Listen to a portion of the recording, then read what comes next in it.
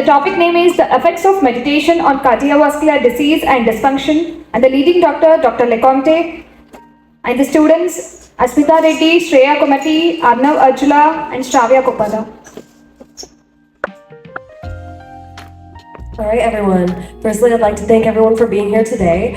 Our team focused on meditation and its effects on cardiovascular health. All right, so today's presentation, first things first, we'll just be introducing you to our team. We'll talk about the details of our paper, including our introduction, our methods section, our results section, and our discussion section.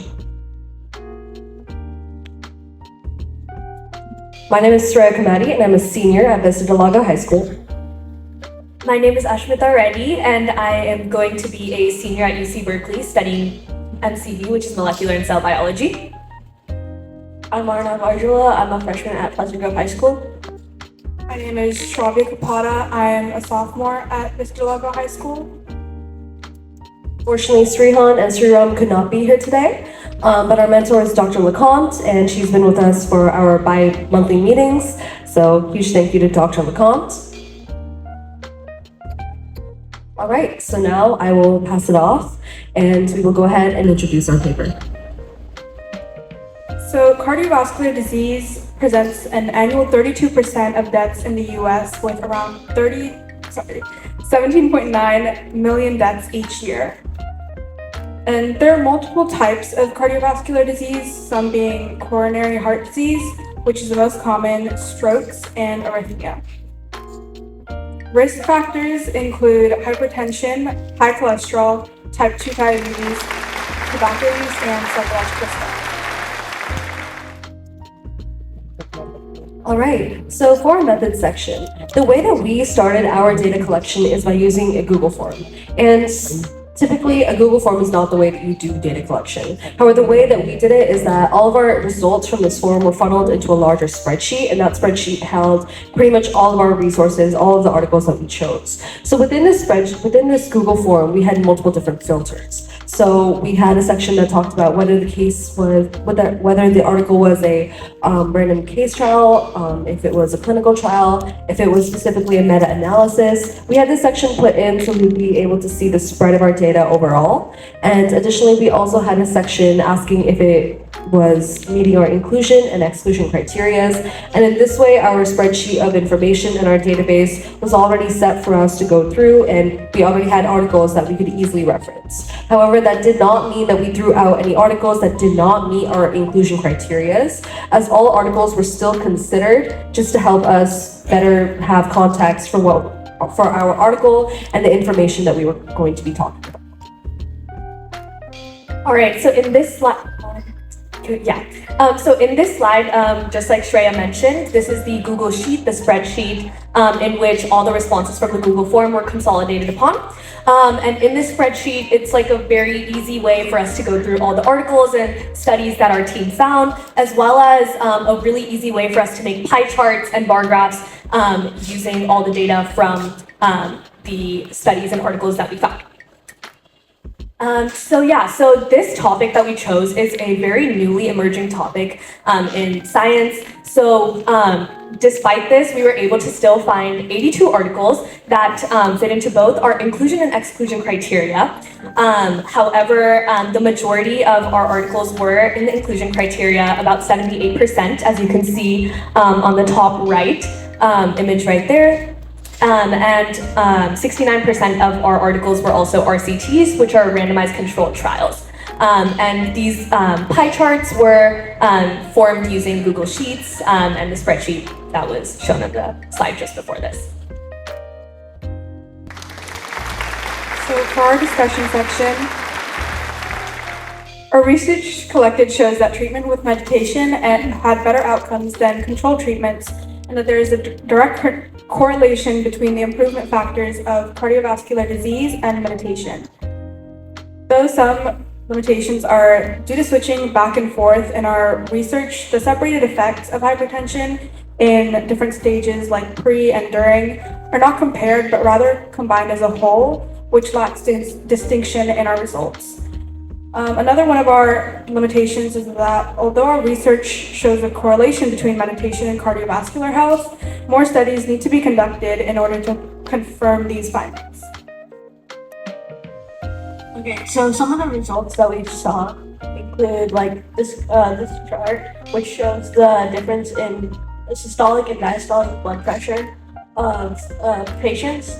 So there was a significant decrease in the blood pressure among all groups in this study, and it shows that there's like a lot of benefits with meditation and yoga for improving people's blood pressure. And so on this graph, you can see EDA readings. These are basically the measure in ability for your body to conduct electrical impulses, and it's based on the activity in your sweat glands, as your sweat glands change activity based on your stress level. And so, as you can see by the blue line, meditation helps significantly reduce the EDA reading. So in this final one, it shows the difference in the relaxation groups versus the meditation groups. There's a significant decrease in depression and anxiety scores in these groups. So the meditation group had a significant decrease compared to the control group and the relaxation group.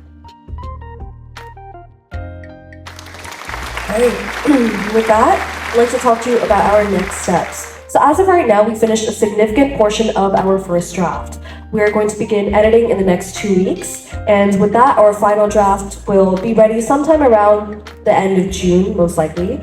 As we continue the drafting processes, we hope to have each and every single one of our members participate in the editorial process, as well as pass it over to our ICIM mentors to also take a look, and in that way, we will be ready for publishing, probably around early mid-July. That is our timeline as of right now. And additionally, we have already looked at a couple of different journals for publication. A couple of the ones that we are considering are the SAGE journals, like many of the other teams here today. We are also considering the high school journal, as well as, I believe, NSHJS, which is the National High School Journal of Science, as well as medical education. So we have a couple of different opportunities, some that are geared towards high schoolers, some that are geared towards more medical publications, but we hope to keep our options open so that the publication process can run smoothly. That is all we have for you today. Thank you all for being here. Thank you to the ICIM doctors. Thank you to Dr. Lacombe specifically for mentoring us throughout this process. I'd like to give a thank you to my teammates as well for working so hard on this presentation. Thank you, everyone.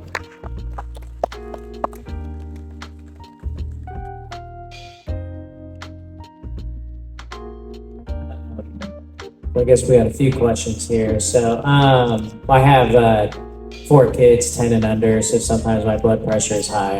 And so I often meditate at night, actually, and use an app for that. But I was wondering, I wish I asked this question for the other groups, but it made me think, how are you making sure that, because I'm assuming there's some studies out there that say it doesn't necessarily help or it's negligible. So how do you, as you're going through this, if there's not confirmation bias that meditation does help with cardiovascular system, and that you're not just over-indexing on the studies that say it does help? And so within our actual collection of studies that we have right now, we do have articles that suggest that there might not be as much of an improvement as others claim there is. And that's typically noticed among different kinds of meditation. For example, mindfulness meditation is not always as effective as yoga meditation or other types of meditation. So this is something that we also discuss in our discussion section of the paper, just because there can be a discrepancy in results and that can also vary from person to person. So it's definitely not something that we have overlooked. It's 100% something that we have taken into account, just because you cannot discount articles that don't always support your opinion just for the sake of making your hypothesis look better. So that definitely is something that we have taken into account in the discussion section of our paper. Great. I have to say, great use of your slides. You communicated through your slides really well, especially knowing that there would be a large room. There was just the right amount of information on the slides, and you used them really well throughout the presentation. Also, I was very intrigued about your Google form. I thought that was a wonderful solution to what do you do when you have people that don't all live together in the same area? How do you communicate well your research and your findings, not just orally, but also in writing? How did you guys come up with that idea?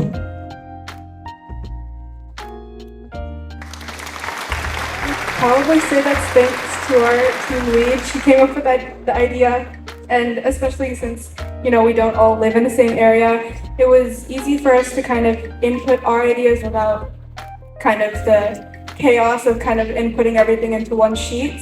So I'd say it's thanks to our team lead. Also, it helps that Google Forms automatically puts the answers into a Google Sheet, and so it saved the hassle of creating new rows and everything for every single article that we did. For all 82 articles, it would have been a mess to organize and make sure there wasn't anything that you didn't want in there. And also, it allowed us to edit anything on the Google Sheet after we did the form. Yeah, it looked quite effective, but then also helpful for you to all have a voice in the project as well. Sometimes that can be hard verbally, right? So it's great that you all got to have some buy-in on the project.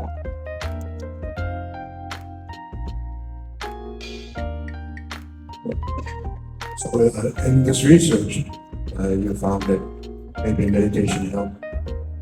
Does this influence you? Do you meditate? Yeah, so my mom has always meditated for a really long time, and she was always trying to get on me to try to do meditation every night. And after finding the results in this research paper and kind of starting on this project at the beginning of the school year, it has definitely influenced my decision to get more into meditation. So I've been starting to get more into that, yeah. The rest of us meditate every night. I think it'd be a little optimistic to say yes, but I think definitely when we get the time, there's different kinds of meditation. It's not just sitting down with your eyes closed in a dark room. There's definitely different kinds, different types that suit everyone. So based on kind of what suits your personality, you have mindfulness meditation. You have the traditional form of meditation where you sit down, you kind of breathe in, focus on your breathing. You have yoga, which can also be considered a meditative practice. That's something that Dr. Lecomte brought to our attention. So yoga is something that a lot of people already participate in. So yeah, I think meditation can definitely play a part in our lives. So the question was, do you meditate? I would definitely agree with Ashmita. I think my mom is yoga and meditation's #1 advocator. And she's tried to get me and my sister to meditate probably our entire lives. And while I don't think I struggle with cardiovascular disease or anything, it's definitely something encouraging that maybe I should try. Yeah, same. I think I need to start because freshman school and other stuff I have to do kind of sometimes blocks me from thinking, and also after seeing the results it helps people just in general, and even if you don't realize that you need anything, but sometimes it can be helpful. The second question is that, would that influence your study, Sorry, could you repeat? your research? Now, because if you meditate, would that influence your perspective or your approach to your research? That's a great question. I haven't really thought about that. Good answer. Well, the truth is that none of us are avid meditation practitioners as of right now. But I do believe that typically confirmation bias does play a role in any kind of study. So I believe that if we were to perhaps participate in meditation on a daily basis and we felt that it did work for us, that would probably want us to believe that our results would show us that meditation did work. And that's just a fact, that's just a psychological fact, that's confirmation bias for you. So yeah, unfortunately we don't have that experience right now, but that is something that could be considered. Thank you. Great, thank you everyone.